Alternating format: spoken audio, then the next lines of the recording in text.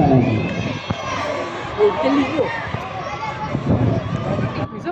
Ui, laju Ustaz Muhammad tu, potong tu. Aduh, habis. Habis. Wan slow. Wan slow harap Sarah dengan Dini lah. Aduh, cepat Sarah. Okey, sama sampai. Okey, boleh dapat dah. Go Sarah. Okey. Dini tak apa, Dini okey. Teruskan memberi sokongan dan sorak anda kepada pasukan pilihan yang sedang beraksi sekarang.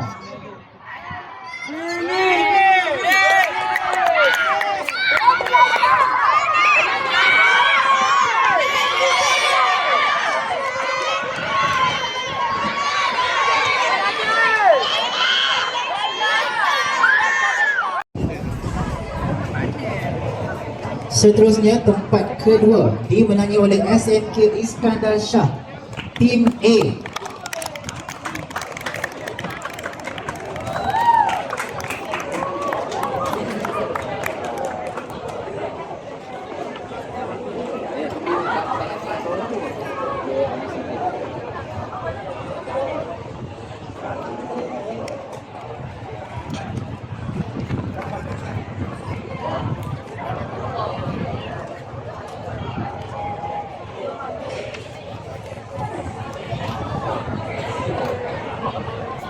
Dan tempat tempat ketiga dipersilakan SMK Iskandar Shah tim B.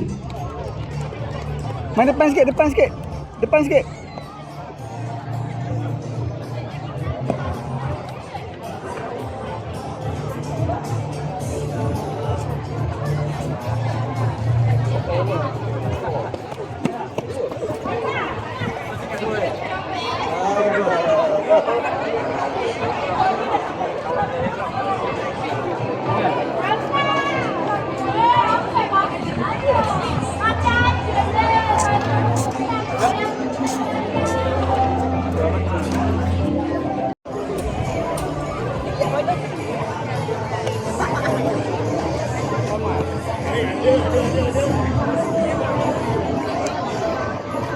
Dan tempat pertama dimenangi oleh SMK Iskandar Shah tim A. Tahniah diucapkan kepada para pemenang.